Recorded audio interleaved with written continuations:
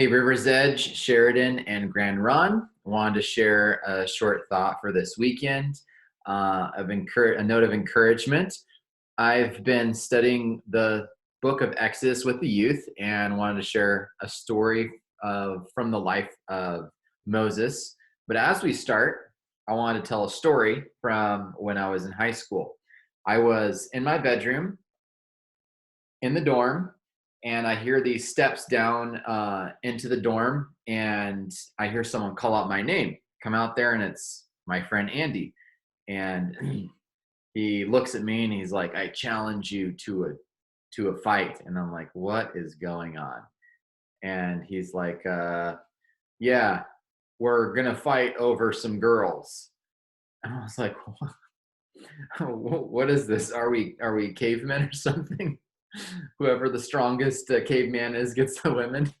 And so he he's like, "Yeah, I like so and so, and well, they like you, and so I want to wrestle you over her." Happened to be my girlfriend at the time, and I was like, "Okay."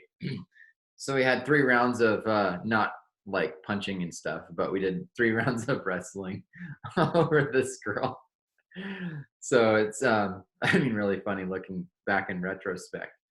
But in this story of Moses, I think Moses was a fighter. And as we look at his story in the book of Exodus, chapter 2, we see that he is out with visiting his Hebrew brethren in wherever the slave camps were, and he sees an Egyptian taking advantage of one of the Hebrews. And Moses would have, having been in the courts of Egypt, anyone close to the throne would have been highly trained, not only in academics and in politics and whatnot, and leadership, but also in self-defense, because if someone tried to overthrow your kingdom, you might have to fight for your own life. So Moses makes quick work of this guy, and then finds out the next day that everyone knows about it and runs to Midian. Later on in chapter 2, he's in Midian and he shows up at a well, which is interesting. Many people found in the Old Testament found their wives at wells. You can go look up that later on and then see some connections even to the New Testament. But anyways, he shows up at a well and he sees some women that are trying to feed their flocks, and these basically jerks that are shepherds they were, and they use their strength for themselves rather than for helping the women out feed their flocks. They water their flocks. They push the women aside and they they water their sheep first. So Moses comes up, and once again he makes quick work of these guys and gets rid of them. Don't know exactly what he did to them, but I doubt he went as far as the Egyptian. He hopefully learned his lesson on how to use his strength by that time. And so then these women end up taking him back to their father's house. Jethro is his name. And over a period of time, Moses gets married to one of those women that were at the well. And 40 years pass. Moses had a passion. I think what Moses was fighting for, and what was he fighting against? That's something I like to think about. What are you fighting for, and what are you fighting against? I think Moses was fighting for his people, number one, and number two, I think he was fighting against oppression and against abuse and injustice. That these are things that were happening in Egypt against the Israelites at that time. And so that's what he was fighting for. 40 years later at the burning bush, God shows up to him in Exodus chapter 3. And shows up in a burning bush. Moses comes near. He's like, "Take off your sandals. The place you're standing is holy ground." He takes off his sandals. And he tells him, "I have seen the oppression of my people, and I'm going to send you to go free them." And that's chapter 3, verse 6 and 7. And so Moses is like, "Yeah, you got the wrong guy. That's not my job. I'm a shepherd. and God basically through a couple different things by turning his staff into a snake and his hand turning it into leprous hand, and then putting it back in his jacket and pulling it back out, not having leprosy, which it was an incurable disease. Through these signs, tells him, I'm going to be with you, and I want you to use these to show people that I'm with them too. And I'm here to want to use you to speak on my behalf to Pharaoh that I want my people, Israel, to be let go. Let my people go. So I think that's what, interesting story, but Moses, we don't see him like jumping at this and like, yeah, I want to go free the Israelites. Well, 40 years ago, that was definitely on his mind. That I think was kind of obviously one of his dreams. And 40 years later, he's lost his dream. He's lost what he's fighting for. And so, yeah, I don't know about you guys, but have you ever kind of given up on what you're fighting for? Maybe you've felt alone, or what those circumstances might have been that brought you to that point, but just kind of gave up the fight for what you were fighting for in life. And I think that's a bit perhaps of what was going on here in the story of Moses, is that he was giving up, and God really had to clearly speak to him and tell him, I am going to be with you, and I am here to let the people of Israel go. And I want you to go talk to Pharaoh, this oppressive dictator, that he needs to let my people go. So I think something that's interesting in this passage, why is it that Moses lost his passion, lost this desire to fight for something that was good? And someone pointed out to me that in a book, one of John Eldridge's books, that one of the original sins, specifically of men, is that we struggle being passive. The first sin, Eve brings the apple to Adam. Rather than Adam, get that away from me, or fighting against what's wrong, fighting for what's right, he just gives in and goes with the flow. So basically, the sin of passivity. And so I think that's a bit of what Moses is doing here, is he's like not willing to engage in the fight that God's calling him to.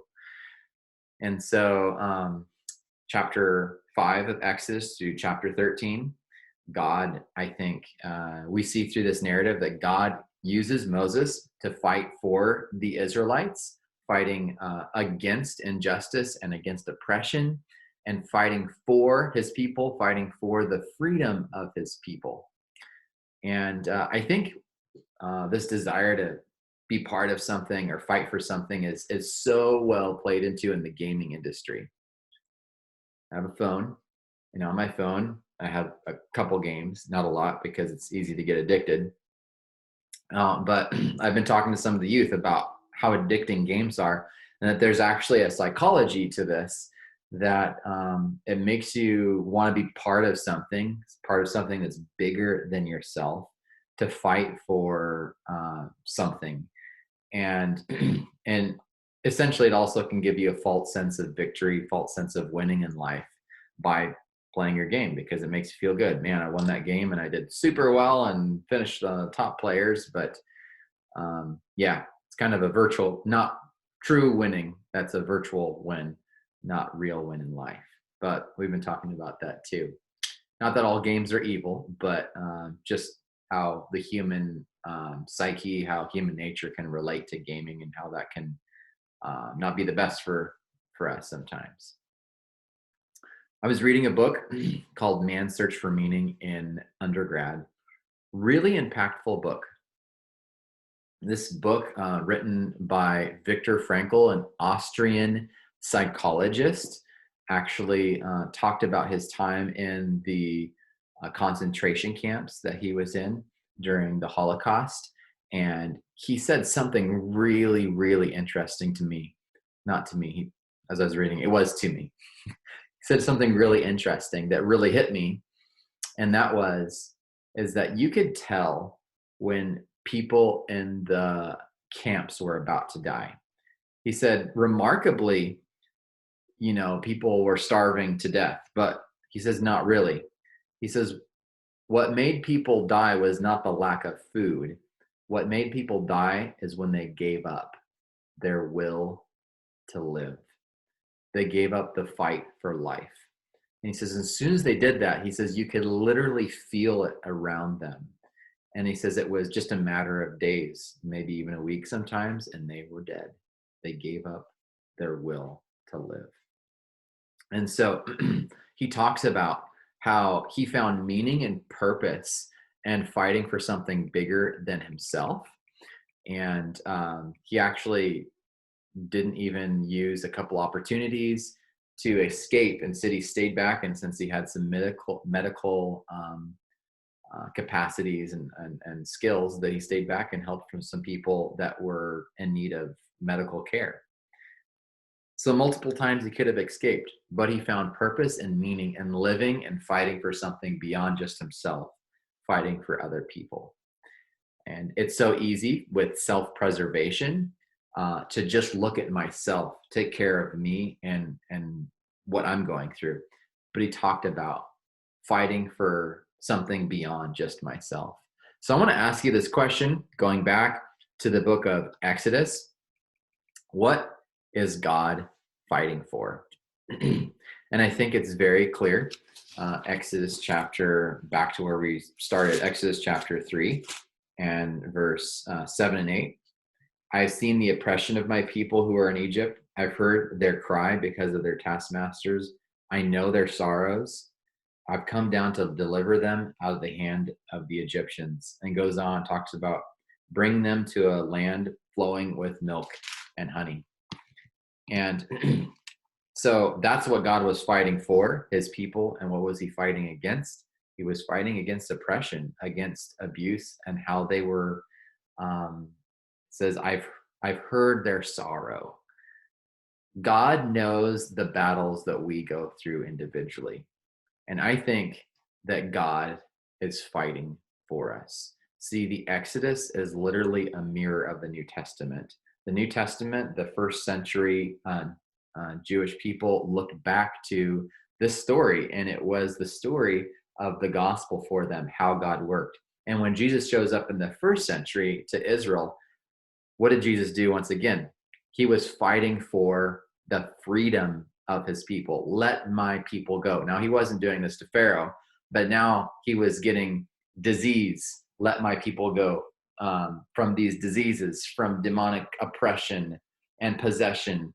And let my people go from these religiously oppressive beliefs. Jesus was working towards the freeing of his people. That was the battle that Jesus came to fight for. He was fighting for his people in the Old Testament. He's fighting for his people in the New Testament. And I think from this narrative, we can see that God knows the battles that we're struggling with, the battles that we fight on the inside. And sometimes we struggle with this idea that we're all alone and no one understands the battle that I'm going through.